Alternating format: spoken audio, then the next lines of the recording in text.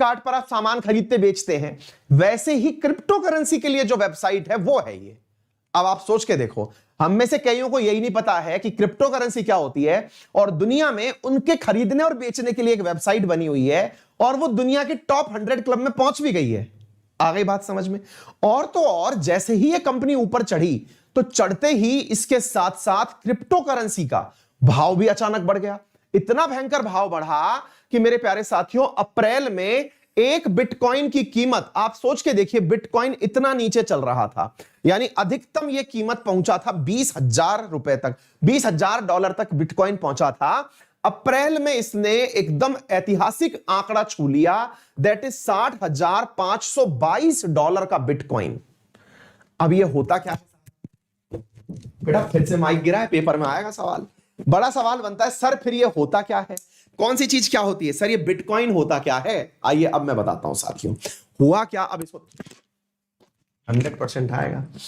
हाँ भाई साथियों, सवाल बनता है कि सर ये होता क्या है। तो अब बात सुनिएगा, होता क्या है मेरे प्यारे साथियों, ये एक आभासी मुद्रा है। अब आभासी मुद्रा क्या होती है सर? मैं आपको सरल रूप से समझाने का प्रयास करता हूं।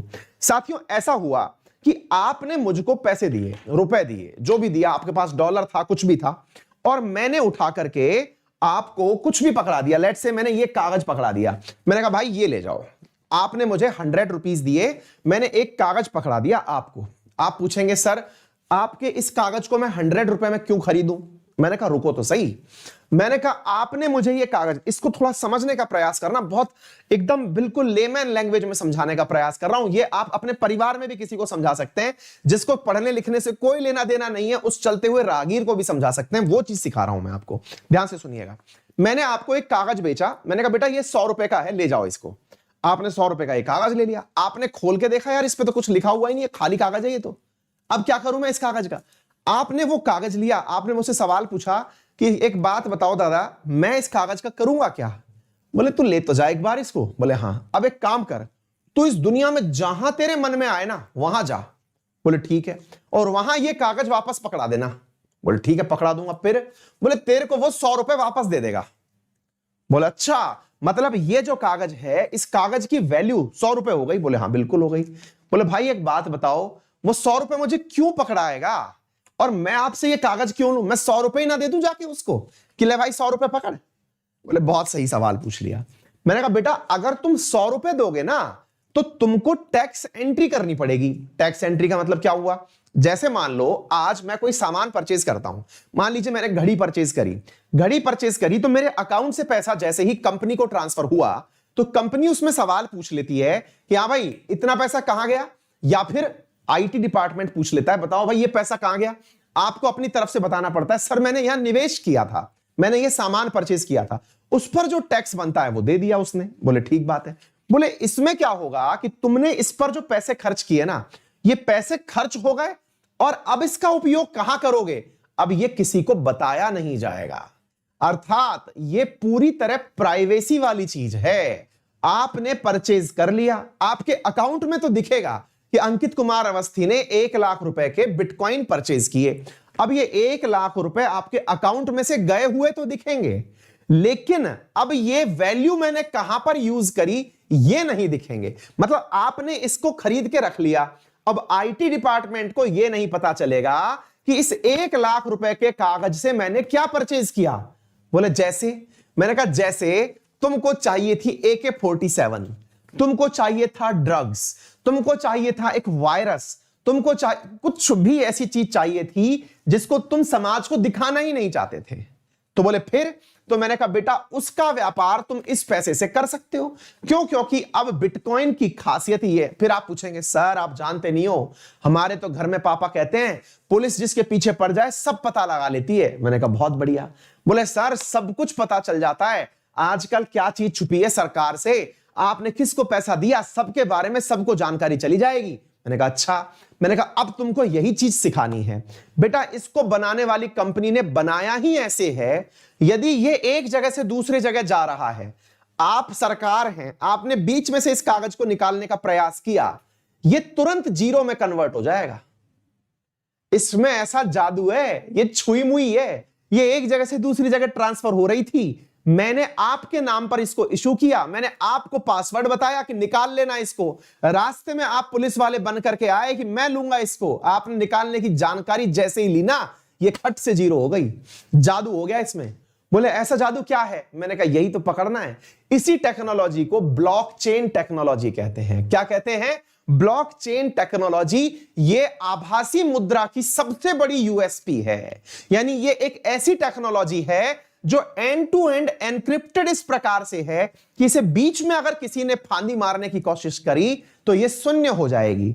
बोले सर ये टेक्नोलॉजी बनती कैसे है? इसको नियमित कौन करता है? रेगुलेट कौन करता है? तमाम सवाल है हमारे। मैंने कहा बेटा दुनिया की कोई भी सरकार इसको रेगुलेट कर नहीं सकती, क्योंकि रेगुलेट कर लिया यानी इसके ऊपर कंट्रोल रख लिया तो ये करेंसी अपने आप जीरो हो जाती है। तो बोले सर फिर तो ये पूरा काला धन है। मैंने कहा बहुत सही पहचान रहे हो। अब सोचो बनाने वालों ने दिमाग क्या लगाया। उन्होंने मान लो 100 ही ऐसे कागज मार्केट में निकाले कि लो भाई अंकित अवस्थी ने इसको 100 रुपए में परचेज किया था, 100 ही कागज ऐसे निकले थे, तो 100 रुपए के आप सबने भी मिलकर के कागज खरीद लिए। अब क्या हुआ, मार्केट में एक व्यक्ति को जब पता चला कि यार एक ऐसी अद्भुत चीज आ गई है जिससे कुछ भी खरीदो पता नहीं चलेगा, तो आप में से किसी और ने भी कहा यार मुझे बेच दे यार ये चीज। तो यही वाला जो बिटकॉइन है, ये जो कागज है जो कि अभी केवल ऑनलाइन दिखाई दे रहा है, ये कागज के भाव बढ़ गए क्योंकि मांग बढ़ गई। मैं बेचना नहीं चाह रहा। उसने कहा अपने द्वारा कि कोई भी अगर 110 रुपए में बिटकॉइन बेचने का इच्छुक हो तो मुझे बेच दे। तो आप में से 100 लोगों के पास कागज था, आप में से किसी को लगा चल बेच देना चाहिए, आपने उसको 110 में बेच दिया, वो दूसरे व्यक्ति के पास चला गया, सीधा 10% का मुनाफा हो गया। अब क्या हुआ, दुनिया को यह बात पता चलने लगी कि यार ये तो गजब चीज है, इसमें पैसा खर्च करो पता ही नहीं चलती, वैल्यू भी बढ़ती है, ये तो बहुत तगड़ा इन्वेस्टमेंट है। उस इन्वेस्टमेंट को करने के लिए 150 लोग और चले आए, हमें भी चाहिए, हमें भी चाहिए, हमें भी चाहिए। और उस स्थिति में साथियों उसका वैल्यू बढ़ना शुरू हो गया। और मेरे प्यारे साथियों, लोगों ने इस बिटकॉइन का उपयोग पेमेंट करने में तो बंद कर दिया और इसको शेयर मार्केट की तरह चढ़ाना शुरू कर दिया। मतलब आज बिटकॉइन का भाव मान लो 100 रुपए है, तो कल पता चल रहा है कि 500 रुपए भाव टच कर गया। यही है आपके सामने ये वाली ड्राइंग। आप सोच के देखिए, जब बिटकॉइन 2017 में अगर मान लीजिए $0 का था, तो यहां पर देखिए आप 2021 में ये $60,000 का हो गया। भाई $60,000 के हाथ पांव होते हैं, समझ रहे हैं आप लोग? तो ये मेरे प्यारे साथियों सीधा सीधा इतना गुना पहुंच गया, यानी कि ये सीधा 60-70 लाख रुपए का हो गया। आ गई बात समझ में? मांग बढ़ती चली गई। ये वाली चीजें करने के लिए जो कंपनी बनी थी उसका नाम क्या था? उसका नाम था कॉइनबेस नामक कंपनी। क्या नाम था उस कंपनी का? कॉइनबेस नामक कंपनी थी जो इस काम को कर रही थी। उम्मीद है आपको मेरी बात अब अच्छे से समझ में आ गई होगी। टर्की को पता चला कि उनके यहां पर, तुर्की को पता चला कि उनके यहां पर इस कॉइन का मिसयूज हो रहा है, लोग इसका अनाधिकृत रूप से उपयोग कर रहे हैं, तो तुर्की ने इसे बैन कर दिया।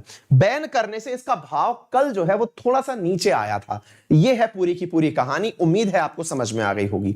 सबसे पहले अगर इतिहास की बात करूं मेरे प्यारे साथियों, तो यही क्रिप्टो करेंसी कहलाती है। यूपीएससी ने इसी ब्लॉकचेन टेक्नोलॉजी पर सवाल पूछा कि ब्लॉकचेन टेक्नोलॉजी किससे संबंधित है? तो क्रिप्टो करेंसी से संबंधित है। क्लियर? ये सारी बातें मैंने आप लोगों को बता दी। सबसे पहला सवाल बनता है क्रिप्टो करेंसी बनाई किसने थी? तो मेरे प्यारे साथियों सतोशी नाकामोटो करके एक व्यक्ति थे जापान के, जिन्होंने सबसे पहले क्रिप्टो करेंसी बनाई थी बिटकॉइन के नाम से।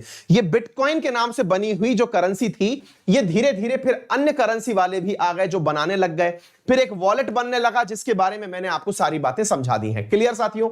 इसके साथ साथ हाल ही में एक क्रिप्टो करेंसी और ज्यादा सुर्खियों में है जिसका नाम है डॉजी कॉइन। ये डॉजी कॉइन को इलान मस्क प्रमोट कर रहे हैं और इसकी हालत यह है साथियों, यहां पर इसको बनाया केवल मजाक में गया था, एक कुत्ते की शक्ल के ऊपर बनाया गया था इसको, डॉजी कॉइन को, बिटकॉइन को नकल करने के लिए, बिटकॉइन को चिढ़ाने के लिए। लेकिन आज इसकी वैल्यू कितनी बढ़ गई इससे अंदाजा लगा लो।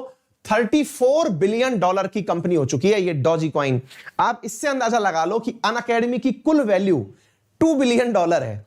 $2 बिलियन अनअकैडमी की कुल वैल्यू है, जिसमें जो कि इंडिया का सबसे बड़ा लार्जेस्ट प्लेटफॉर्म है ना? यहां पर सोच के देखो आप, 34 बिलियन की क्रिप्टो करेंसी वाली कंपनी बन गई है डॉजी कॉइन। आप सोच के देखो क्या है ये, इस चीज से अंदाजा लगाओ आप। क्लियर है?